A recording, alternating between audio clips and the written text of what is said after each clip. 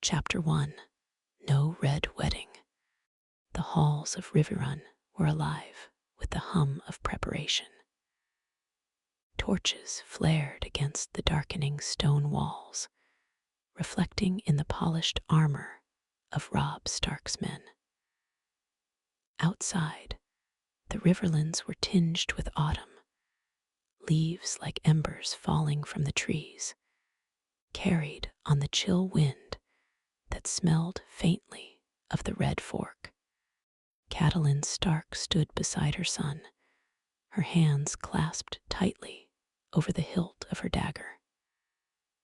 "Robb," she said softly, voice taut with worry, "I've heard whispers of Walder Frey's plans. You cannot trust him. Not completely. Not after what he did to our last allies." Robb's jaw tightened. He had heard her fears many times before. Treachery and deception were the threads that wove through every war. "Mother," he said, "I've thought of that. I will not go to the twins as I once planned. If Lord Frey wishes to play the game of thrones, let him come to Riverrun." Catelyn's breath caught. "And Edmure's bride, she waits at the twins. Will you send for her?" "I will," Robb said firmly, "and he will bring her to me. I will not walk into a trap because of pride or because of some old grudge he holds." For a moment, the young king seemed smaller than the battlefield hero he had become, just a boy on the cusp of learning that even victory required cunning. Then he straightened, the direwolf of his house etched in iron on his breastplate. "We've lost too many already. I will not lose this army, nor my life, to a man like Frey." The following days were tense. Messengers rode through the forests, bearing word to the twins. Walder Frey, seething beneath his stoic facade, grumbled and muttered to his sons, but the bride, Edmure's new wife, was sent with full honors to Riverrun, escorted by banners of truce and courtesy. When the carriage rolled through the gates, Catelyn's eyes shone with relief. At last, it is done without blood. Robb dismounted and helped the bride down. "Welcome to Riverrun," he said, bowing slightly. His gaze flicked to the river beyond, where scouts reported unusual movement, northern banners, Riverlanders loyal, and even a few mercenaries sent from the Vale by loyal lords who had been quietly observing the Stark campaign. "We are stronger than you know, lady. I will call you Jane for now." Jane looked around the hall, awed by its scale, yet uneasy. I am honored, my king," she said softly. "But the twins, they are far behind," Robb said, glancing toward the windows.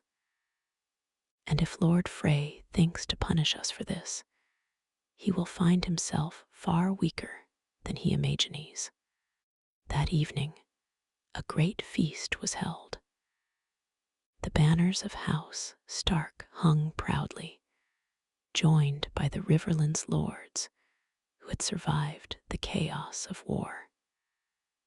For the first time in months, Robb could sit at the head of a table without glancing nervously over his shoulder. Still, Catelyn whispered as she poured wine for her son, "Do not forget, Robb. Frey may bend for now, but some men never forgive. Never trust him entirely." Robb nodded, eyes distant. "I will not. But tonight, we celebrate survival. Tomorrow, we plan the fall of the lion." From the hall, the sound of northern horns echoed against the stone walls. a reminder that the wolf had not fallen. And outside, under a sky the color of iron and flame, the North's banners snapped in the cold wind, daring the world to challenge them. The red wedding would never be. The Starks had survived. Chapter 2. The Rock Besieged. The sun had barely risen over the western hills when Robb Stark rode from Riverrun, the banners of the direwolf snapping in the cold morning air. His army was battle-hardened, yet still loyal, each man and woman bound by the blood they had spilled together and the grief they had endured. "The Lannisters think themselves untouchable," Robb said, his voice calm but hard, as he rode beside his uncle Edmure. "They have wealth, walls, and gold, but we have momentum, cunning, and the North behind us. That will be enough." Edmure glanced nervously toward the horizon. "Casterly Rock is a fortress, Robb. Even if we take it, the South will rise in anger. Tywin is no ordinary lord." Robb's gaze hardened. "I do not underestimate him. That is why we will strike where he least expects it."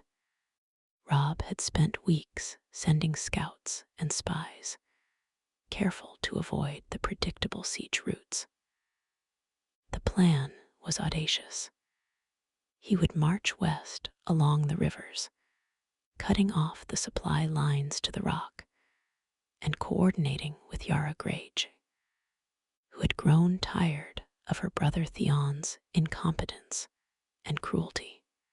"Your sister in iron," Catelyn had asked when Robb wrote to her. "Not my sister," he had answered, "a friend of the North, and one who owes me a favor. We take the rock together or not at all." The journey was arduous. Northern veterans, Riverlander allies, and a handful of Vale knights moved in concert, crossing forests, rivers, and mountain passes. Each night, Robb studied maps and reports by candlelight, devising where Tywin's defenses would be weakest. Casterly Rock loomed at last, a colossal silhouette against the setting sun. Its walls seemed impregnable, its golden gates mocking the army that approached. Yet Robb's plan unfolded flawlessly. Yara's ships cut off the rock's river supply, while Northern and Riverlander forces fanned out to surround the western approach. Tywin Lannister, confident and cruel, rode out to meet the attack, with a contingent of heavy cavalry and seasoned men-at-arms. The first clash was fierce. Steel rang against steel, horses screamed, and arrows darkened the sky. But Robb had baited Tywin into a narrow gorge, where his heavy cavalry was trapped. "Hold the line," Robb shouted, his sword flashing like lightning.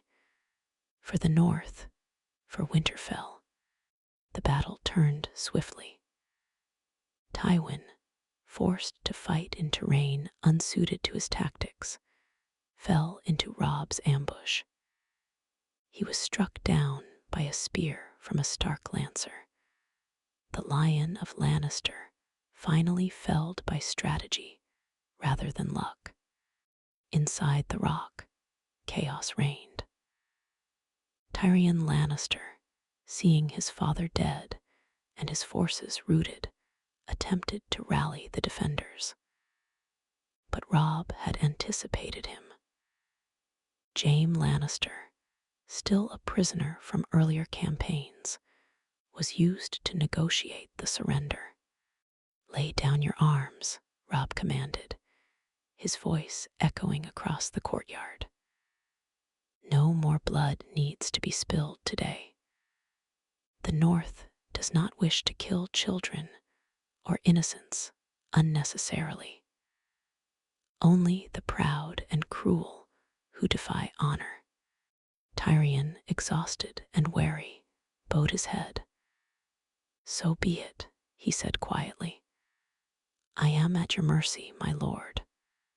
Robb nodded, his eyes sweeping the courtyard. You will be treated well, and you will speak truthfully to the south. Tell them the north rises, and that the wolf does not forget. By nightfall, the banners of the north flew above Casterly Rock. Fires burned in celebration and in grief for the men who had fallen. Robb Stark, the young wolf, now held the West's greatest fortress, a prize that shifted the balance of power in Westeros. In the quiet after battle, he stood atop the walls with Jon Snow, his trusted advisor and friend. Do you think this will be enough? Jon asked, his eyes on the horizon, wary as ever. Robb shook his head, a small smile playing on his lips. Enough for today, maybe. But tomorrow, we remind the South that the North does not kneel. And if they try, we will remind them again. That is how kingdoms are won. The wolf's shadow stretched long across the stones of Casterly Rock, a warning to the lions that had ruled too long. And for the first time in years, the North could breathe and plan not for survival, but for victory. Chapter 3: The Lion Falls. The western wind carried the smell of smoke and iron as Robb Stark stood atop the battlements of Casterly Rock. The banners of the direwolf snapped violently in the chill air, a sharp reminder that the North had claimed what had long been a lion's prize. Below, the courtyard was filled with captured Lannister soldiers, their armor dented, their spirits broken. Tyrion Lannister, pale and weary, knelt before Robb. His hands were bound, but his sharp eyes still assessed the Stark king with a mixture of fear and fascination. You've done what no one thought possible, Tyrion said quietly. You've taken Casterly Rock itself, and yet the South will not forgive you. Robb's gaze swept over the castle. The South will remember, yes, and they will respect the North, or they will burn in its shadow. Jaime Lannister, sitting against a wall with one hand bound and the other scarred from old wounds, looked up. You're young, Stark, he said. Do you know what you've done? You've made enemies of every lion still standing. And every wolf, Robb replied evenly, knows how to hunt. The council in the war room was tense. Northern lords, Riverlanders, and even a few Vale knights crowded the stone chamber. Maps and ledgers spread across the table. Casterly Rock is ours, Edmure said, voice tight with excitement. The West is vulnerable, Robb. We can strike at Lannisport and crush their supply lines completely. Robb nodded, but his eyes were thoughtful. We do not overextend, he said firmly. The South is fractured, yes, but the crown of the South still has Stannis Baratheon. If we push too far, we risk war on two fronts. Catelyn Stark, standing nearby, placed a hand on her son's shoulder. You've learned, my son, she said softly. Honor matters, but cunning matters too. Tywin fell because he underestimated you. Tywin's fall changes nothing if we don't act wisely, Robb said. We must secure the Riverlands, fortify the north, and ensure our allies, Greyjoys, Vale, and Riverlands alike, are bound by loyalty, not fear. By the next moon, Robb had sent envoys across the Riverlands and Vale. Freys, begrudging but pragmatic, swore oaths to Riverrun, their bitterness held in check by Robb's careful diplomacy. Roose Bolton, though suspicious, remained at Harrenhal, kept in check by letters, and the knowledge that betrayal would no longer go unpunished. Robb's strategy was deliberate. Lannisport was blockaded by Yara's ships, starving the city into submission. The remaining Lannister garrisons surrendered one by one, each capitulation strengthening Robb's hold on the west. Word spread quickly. The young wolf had not only survived treachery at the Twins, but had toppled a lion. One evening, atop the highest tower of Casterly Rock, Robb spoke with Jon Snow, who had come to lend counsel. The West is taken, Jon said, but Stannis still holds the throne, and the Iron Throne will not forget you. Robb's gaze swept across the setting sun, gold reflecting off the sea. Let Stannis have the Iron Throne. Let him worry about the South. The North will have its independence, and the Riverlands its protection. That is enough for now. Jon frowned, and the Freys, the Boltons, other traitors. They are watched, Robb said, and every man who crosses the North learns what it means to defy a wolf. As night fell, the wind carried the distant roar of the sea and the rustle of banners in the darkness. The North had risen. The West had fallen. And in that moment, Robb Stark understood something that his youth had not allowed before. Survival alone is not enough.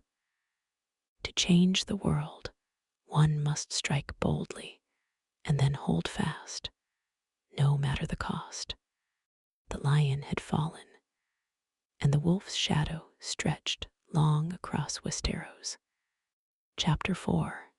Stannis at the Gates. The banners of House Baratheon flapped stiffly in the wind as Stannis arrived at the banks of the Red Fork, his warships riding low in the river's tide.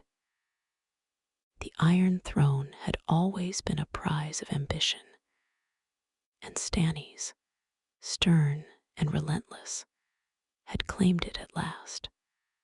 But the North and Riverlands remained unconquered. Robb Stark rode out from Riverrun with a small contingent of his closest men, flanked by his mother Catelyn and his uncle Edmure. Behind them, the banners of the North and Riverlands fluttered proudly, black direwolves on gray, red, and blue of Riverrun, a storm of steel and loyalty. Stannis, tall and austere, met them at the riverbank. His eyes, cold as winter, swept over the young king. Robb Stark, he said evenly, you have taken Casterly Rock, rooted the Lannisters, and held your banners high. And yet, you still oppose the Iron Throne. Robb's voice was calm, but firm. The North is not yours to rule. The Riverlands are not yours to command. I have no quarrel with your crown, Stannis Baratheon, so long as you respect the independence of my people. Stannis' mouth tightened. Independence, he asked. You would deny the 7 kingdoms their rightful king. Your victories are bold, but your ambition could bring war to every river and hill of Westeros. Catelyn stepped forward.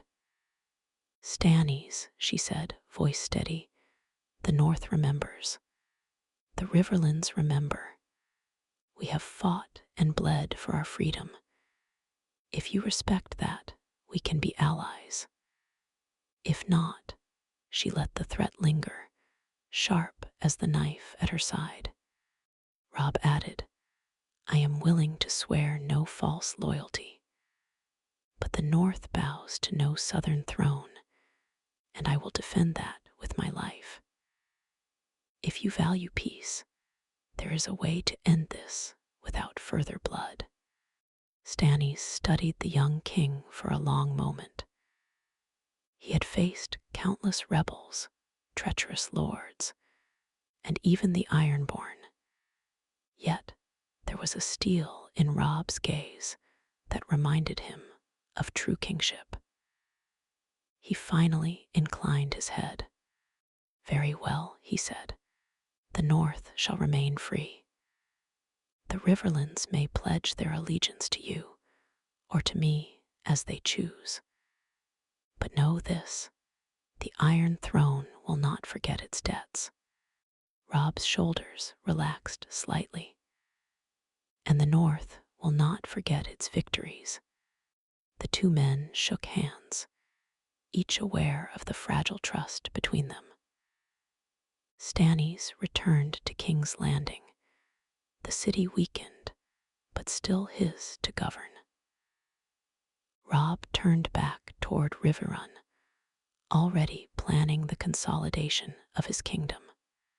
Back at Riverrun, Robb called his council. Lords and bannermen crowded the hall, maps spread across the table, showing the North, Riverlands, and the West. We hold Casterly Rock, Robb said, pointing to the western coast. The Riverlands are ours to protect. Stannis rules the south, for now. Our task is to fortify our positions, strengthen our alliances, and prepare for what comes next. The South will resent our independence, but we will endure.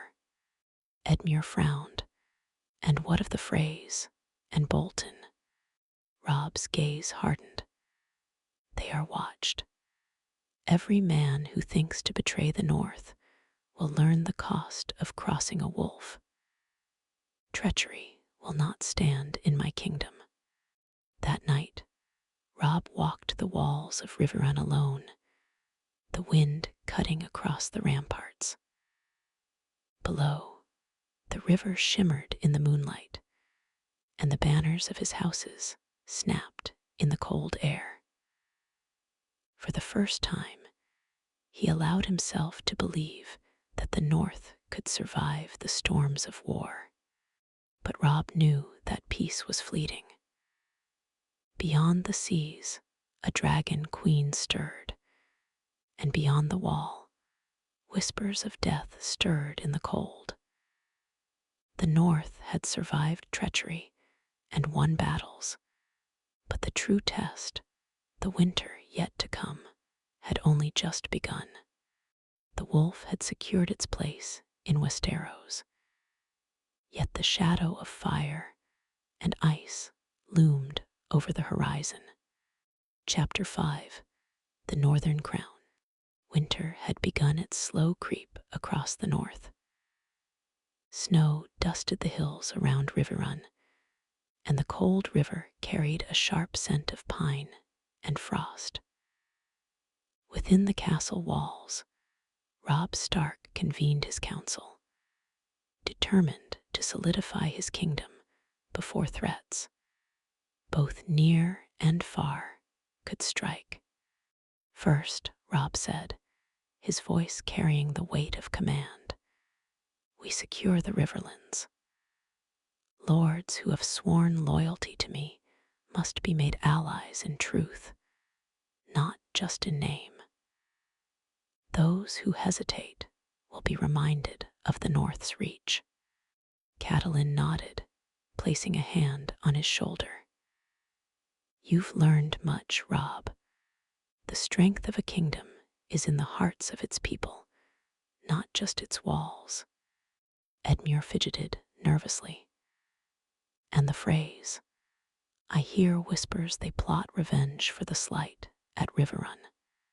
Robb's eyes darkened. They plot, and we will watch. Every letter, every messenger, every man who crosses the North will feel the cost of betrayal. The wolf does not forget. That evening, word arrived that Sansa Stark had survived King's Landing. She arrived at Riverrun under the cover of night, escorted by loyal Riverlander knights. Robb met his sister in the courtyard, the torchlight casting long shadows across the stone. Sansa, he breathed, wrapping her in a protective embrace. You are safe. I am, she whispered, eyes wide with relief. And Winterfell, the North, you've done what no one thought possible. And the North will endure, Robb said. But there are still threats. The South remains volatile. Stannis Baratheon holds King's Landing, but others stir. And beyond the wall, the cold waits. Arya Stark's return came shortly after. The girl who had wandered Westeros, hardened by survival and cunning, arrived at Riverrun cloaked in the shadows of winter. She barely acknowledged the fanfare, her eyes scanning the hall for danger. You're alive, Robb said, relief breaking through his command. I am, Arya said, her voice steady. And the North is stronger for it. But Robb, you have to be careful. The enemies of the North are patient, and they wait for the smallest mistake. Robb nodded, the weight of responsibility pressing on his shoulders. I know, and I intend to outlast them all. The council continued, with Jon Snow arriving from the wall to advise on threats from beyond. Robb listened closely as Jon described the increasing movements of the wildlings and the whispers of the others.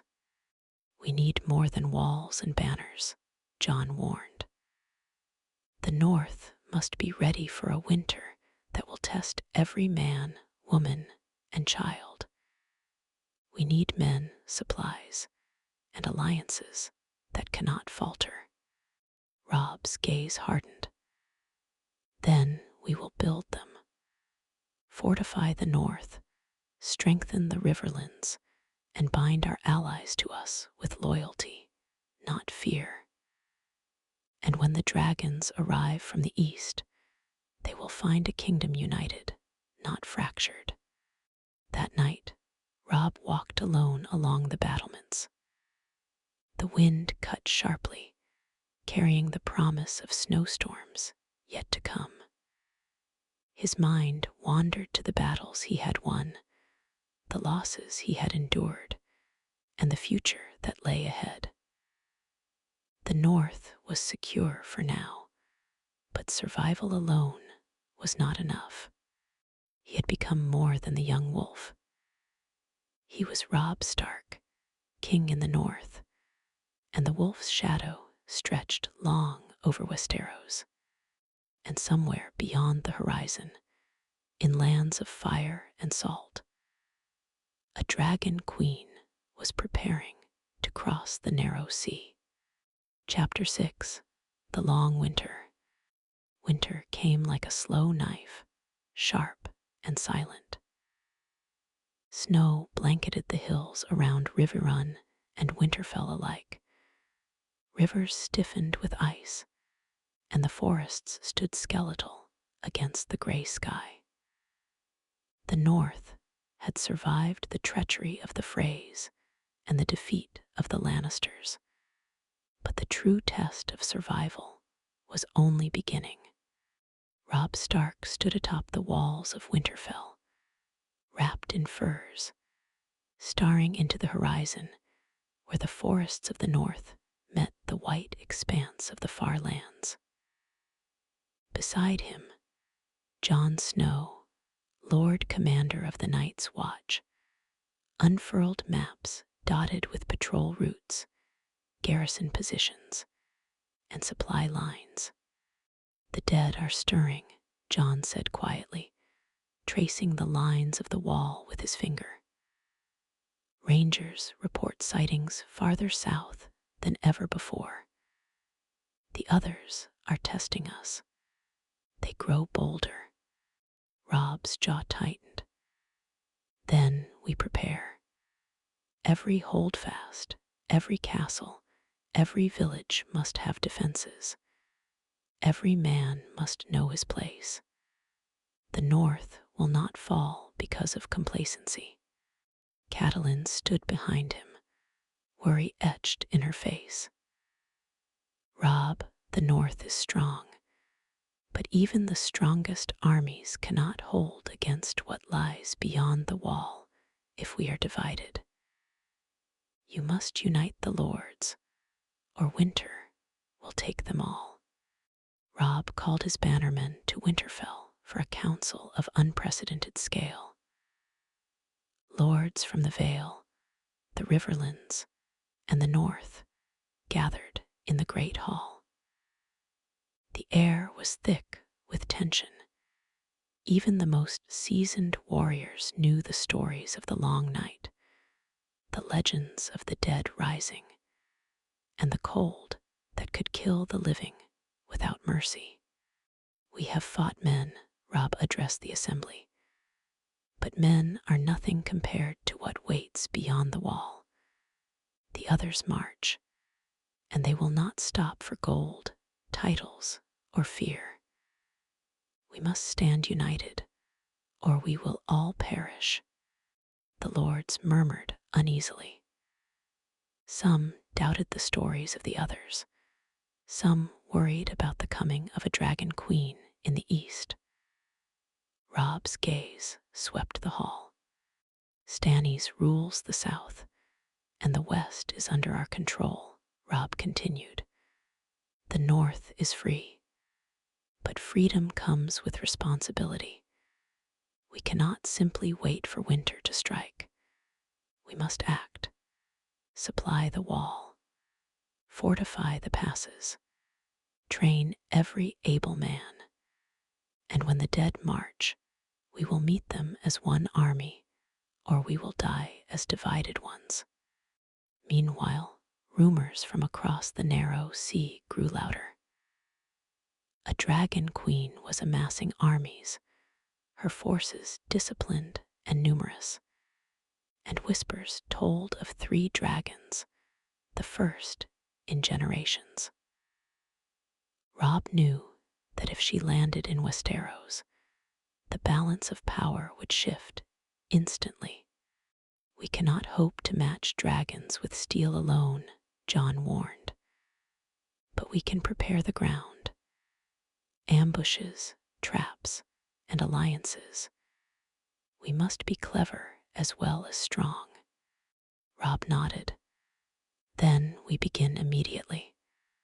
I will send envoys to Daenerys first, offering parley. If she refuses, we will be ready. And the North will endure. The wolf will not bow." Through the long winter, Robb's forces drilled tirelessly. Scouts ranged beyond the wall to track the movements of the others.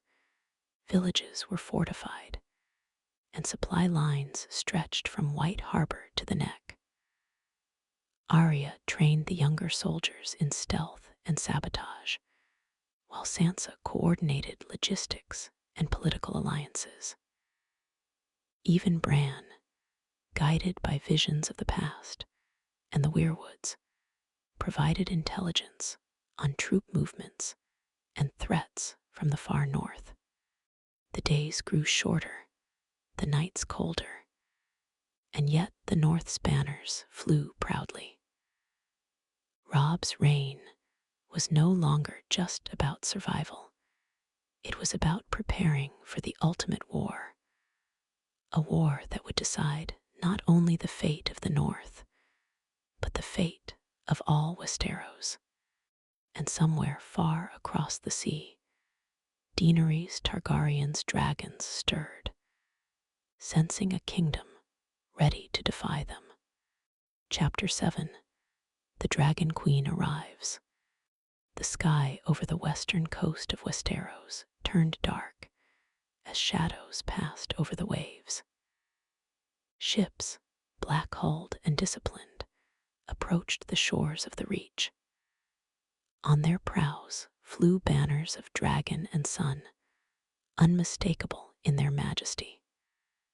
Across the narrow sea, Daenerys Targaryen had come at last, her armies seasoned, her dragons grown, and her ambitions unyielding. Robb Stark, king in the north, received word early. His council gathered in Riverrun, tension sharp as steel. "She is here," Sir Brynden Blackfish Tully said grimly. "And she brings fire, not men alone." Jon Snow, recently returned from scouting beyond the wall, frowned. "Dragons change everything. A pitched battle against her would be suicide.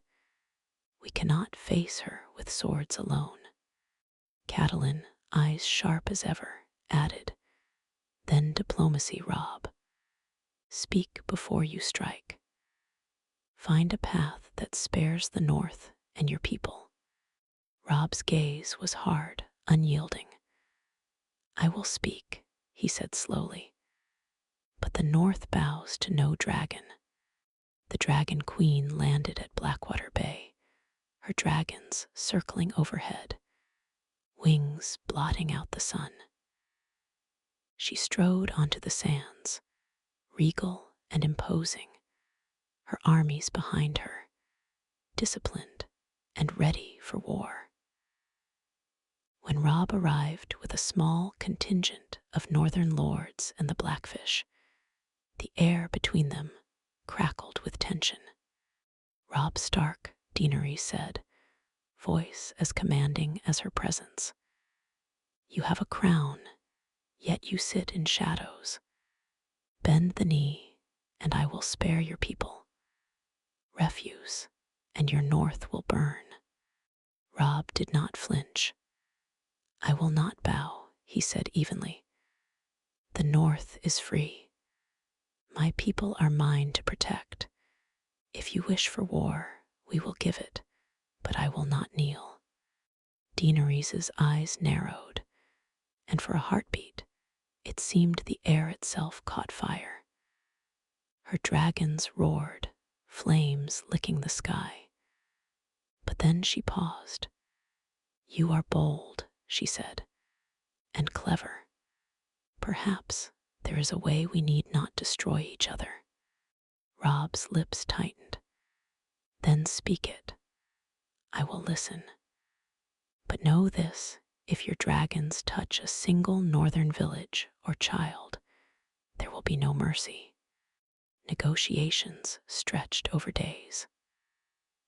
Robb and Daenerys spoke openly of mutual threats. The South, fractured and war-torn, and beyond the wall, the dead rising under the others. Robb insisted on northern independence, while Daenerys demanded acknowledgement of her claim to the Iron Throne. Jon Snow mediated, emphasizing the need for unity against the others. Gradually, a fragile accord emerged. The North remained independent, ruled by Robb Stark. Daenerys would not demand fealty from the north, but the Stark forces would provide scouts and aid against the others. Both armies would respect borders, avoiding immediate conflict, though tension remained high. Even as words were spoken, spies reported movements of Freys and Boltons, attempting to exploit the distraction. Robb realized that the North had to remain vigilant. His banners flew proudly, the wolf standing against dragons, deception, and winter alike. At night, Robb stood on the cliffs overlooking Blackwater Bay, watching the dragons circle the horizon. Beside him, Jon said softly, "They are magnificent, terrifying. But the North will endure." Robb's jaw tightened. The wolf is patient. Fire may burn, but ice endures. We will survive the dragon, the treacherous, and the dead. The North will endure. And so the North and the Dragon Queen came to a tense understanding, each aware that the real war, the war for survival against fire, ice, and ambition, was only just beginning. Chapter 8. The Battle for the Wall. Snow fell in heavy sheets along the wall, blanketing the frozen plains in a world of white. The wind howled like a living thing, cutting through the fur-lined cloaks of the northern scouts stationed at the base of the great ice barrier. Reports had come steadily over the past fortnight. The dead were on the move, larger and more organized than any of the knights Watch had ever seen. Robb Stark arrived with his northern banners, his forces steady and disciplined, alongside Jon Snow and the commanders of the Night's Watch. The air was tense. Men whispered of legends and nightmares as they prepared for the worst. "The others have numbers," Jon said grimly, handing Robb a map traced with patrol routes and defensive positions. "But they are slow. If we hold them here, we can protect the north below. The wall is our shield." Robb's jaw tightened. "And if they breach it?" "They won't," Jon said, though his voice held a thread of uncertainty. "Not if we fight smart. Every trap, every bottleneck, every archer matters. The dead are relentless, but they are predictable if we are clever." Catelyn stood nearby, her face pale in the snow. "We've survived treachery and dragons," she said softly. "We will survive this too, but we must be ruthless, and we must stand together." The battle began at dawn. Snow whipped across the field as northern cavalry and infantry took positions along the base of the wall. Jon's rangers fired arrows into the first waves of the others, while Robb coordinated flanking maneuvers to drive them back into the frozen terrain. The dead were merciless. Skeletons and wights poured over the ice, their numbers seemingly endless, their eyes glowing with icy malice. Northern steel clashed against frozen bone, the cries of men ringing out across the plains. Robb rode along the front lines, sword flashing, rallying his soldiers. "Hold the line, for the north, for Winterfell." Arya moved like a shadow among the enemy, striking wights silently, her training paying off as she cut down dozens without pause. Bran, guided by visions from the Weirwood network, sent messengers to adjust troop movements, helping anticipate attacks before they came. The tide of battle began to turn when Jon Snow and Robb executed a daring trap. Using a ravine and strategically placed oil and fire, the first major wave of the dead was crushed, collapsing upon itself in a frozen avalanche. The survivors fell back under the combined might of the North and the Night's Watch. Robb dismounted and raised his sword to the snow-darkened sky. "This is what it means to be a wolf," he shouted. "We fight for our homes, our families, our people. We do not yield to the dead, nor to the living who would betray us." The North roared back, a chorus of defiance that carried over the wall and into the storm. By nightfall, the wall still stood. The others had been repelled, though at great cost. Banners lay torn in the snow, northern lords had fallen, and the air smelled of smoke and ice. Robb Stark, bloodied but unbowed, surveyed the battlefield. Jon Snow approached him. "They'll come again," he said quietly, "and next time more will follow." Robb nodded, determination hardening in his gaze.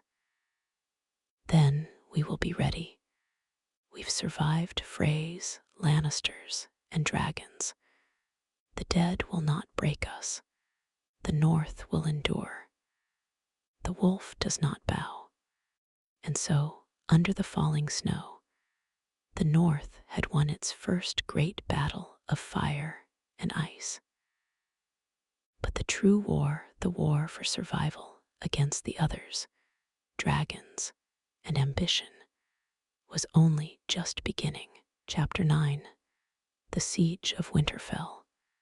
The winds of winter howled through the forests of the north, rattling the banners atop Winterfell's walls. Snow lay thick on the battlements, and the gray sky pressed down like a weight on the castle's towers. Scouts brought word that the others had advanced further than anyone expected, and their numbers had grown since the last skirmish at the wall. Robb Stark stood with Jon Snow, Arya, and the Blackfish in the great hall of Winterfell. Maps spread across a long oak table. The castle's great hearths burned, but even their fire could not drive away the chill that had settled over the north. "They're coming faster than we anticipated," Jon said grimly, tracing the route of the dead on the map. "If we don't act, they'll reach Winterfell in days. Every village south of the Neck will be overrun first." Robb's gaze hardened. "Then we hold them here.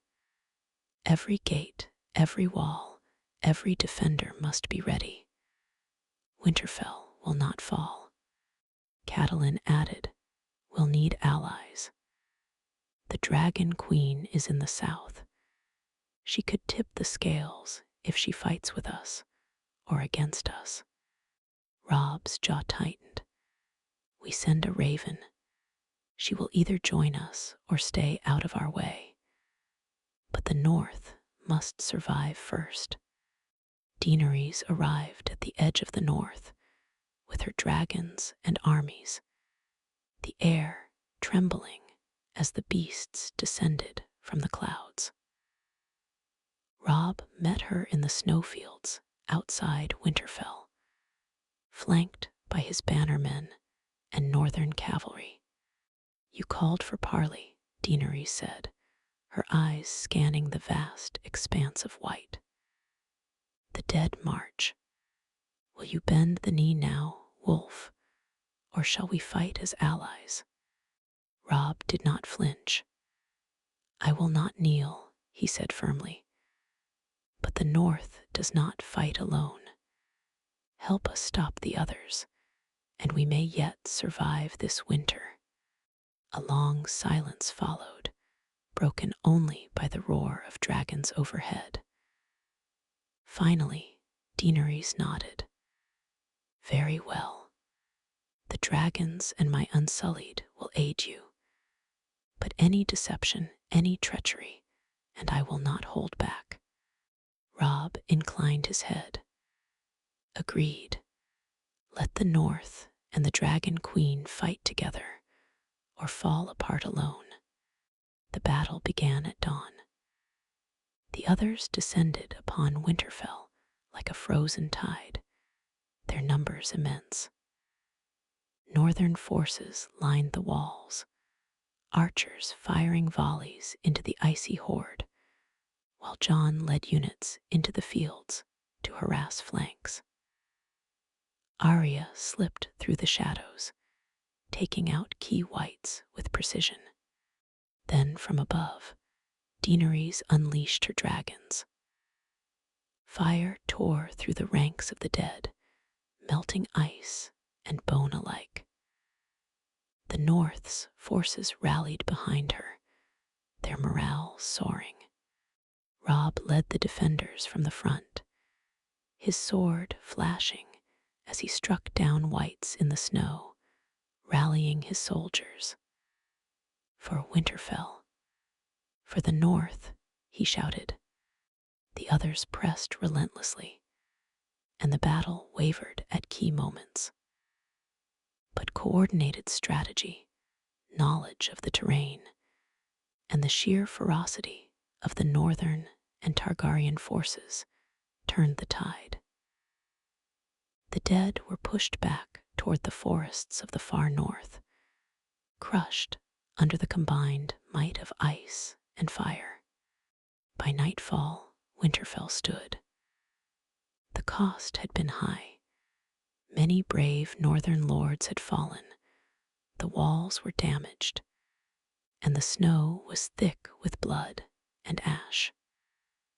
But the others had been repelled, and the North had survived the greatest threat it had ever faced.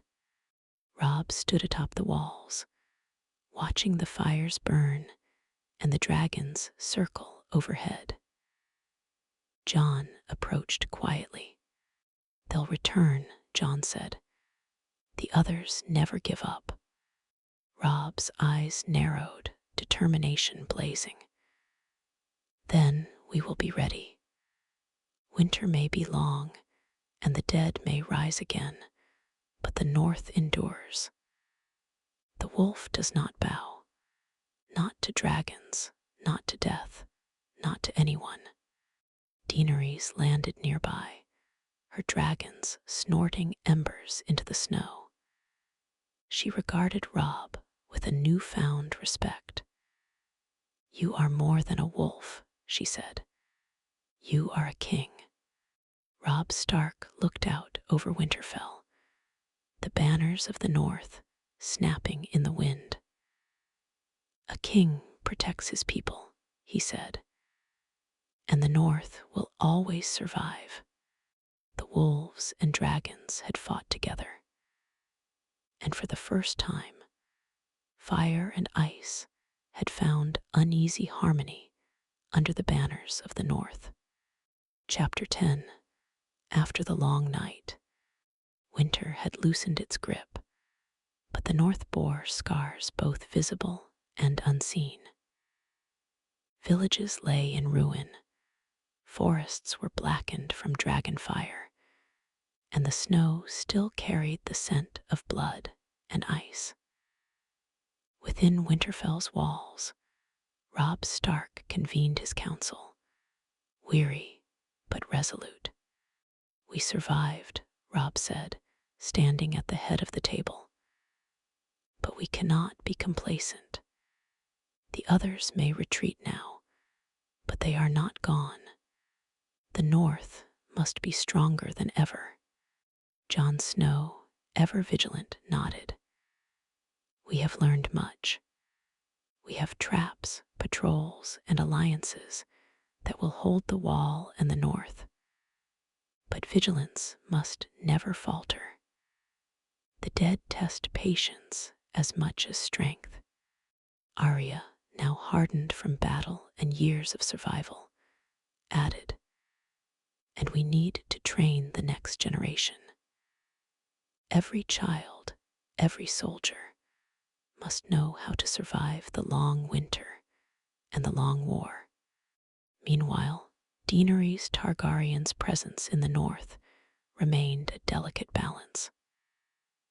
The dragons, magnificent and fearsome, roamed the skies, while her armies assisted in rebuilding efforts.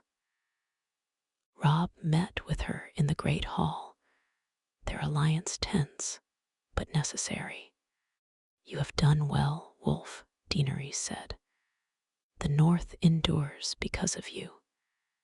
Yet we have only survived the first wave.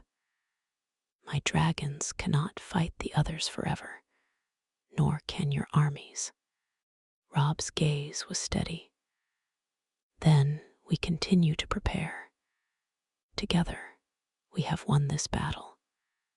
The next one will require strategy, not just fire and steel. The north endures because it plans, because it watches, and because it fights for its people. Daenerys studied him for a long moment, a mixture of respect and wariness in her eyes. Perhaps there is honor among wolves, after all. Beyond the wall, Jon Snow led expeditions to secure settlements and strengthen the northern defenses. With Robb's backing, the Night's Watch expanded its patrols and fortifications. Wildlings were brought into alliance, learning to trust the North's leadership. Catelyn Stark oversaw relief efforts across the north and riverlands, ensuring that villages destroyed during the battles were rebuilt, and that the survivors had food and shelter.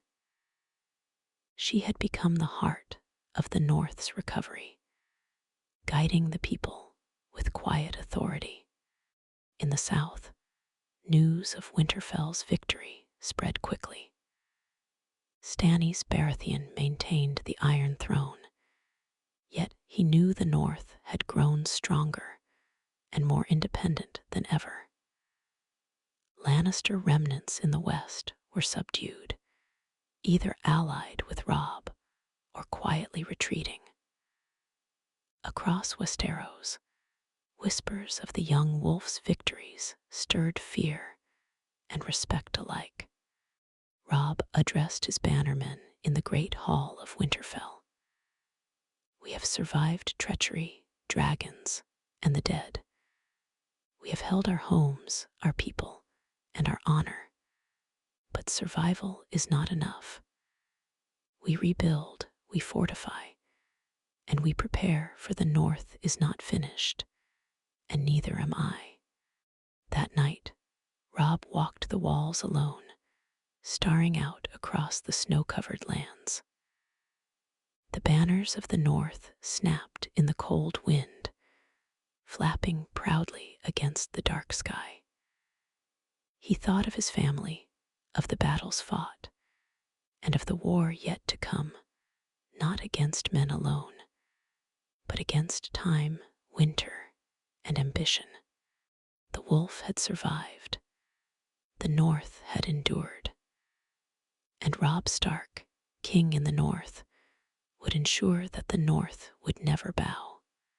In the distance, the dragons roared, a reminder that the world beyond Westeros was still full of fire, and that even the strongest wolf must sometimes walk beside the flames to survive.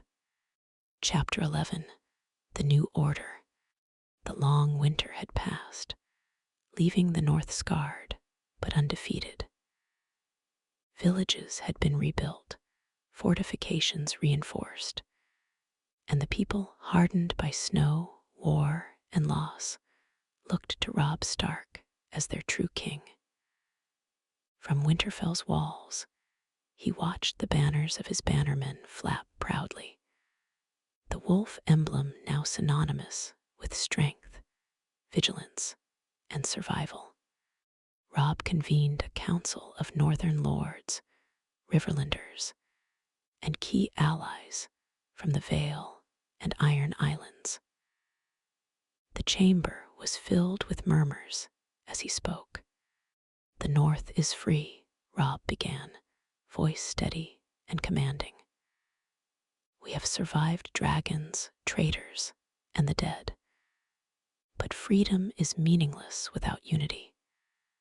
Our allies must remain our friends, our neighbors our partners. The wolf does not rule with fear, only with honor." Edmure Tully stepped forward. "And the Riverlands?" he asked. Many lords still hesitate to swear true loyalty after all the turmoil. Robb's eyes swept the hall. "They will swear loyalty, not out of fear, but because the North protects them and respects them. Any who betray us will learn what it means to defy the wolf."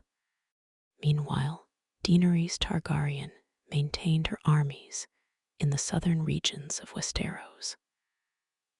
Though her dragons flew above, she had accepted a fragile alliance with Robb. The North's survival had impressed her, and she recognized that an enemy who could withstand the dead could also be a powerful ally. Robb and Daenerys met in Winterfell's great hall, the air tense but respectful. "You have made the North strong," she said. "Even my dragons could not have done it alone. The wolf endures." Robb inclined his head. "And your dragons remind us that survival sometimes requires fire as well as steel. We will work together against common threats, but the North remains independent. My people bow to no throne but their own." Daenerys considered him, then smiled faintly. "So be it. But remember, wolf, the world beyond Westeros waits. We may need each other again." In the south, Stannis Baratheon's rule continued, but the news of the North's independence and victories reshaped politics across the Seven Kingdoms. Lannister remnants had been neutralized or brought into alliance with Robb. The Freys and Boltons kept in check, and other southern lords now understood that the North could not be ignored. Robb strengthened his position further through marriage alliances, strategic fealty, and a network of scouts and spies that reached from Winterfell to the western coasts. Arya and Sansa took active roles in diplomacy and intelligence, ensuring that the North's influence spread while remaining protected from treachery. One evening, as snow began to fall lightly across Winterfell, Robb walked the ramparts with Jon Snow. "The North is strong," Jon said quietly. "Stronger than I ever imagined it could be." Robb nodded. "Stronger, yes, but strength alone is not enough. Wisdom, strategy, and honor, these will define us more than swords or dragons." "And the rest of Westeros?" Jon asked. "Will they accept our independence?" "They will have no choice," Robb said firmly. "The North has endured everything the world has thrown at it.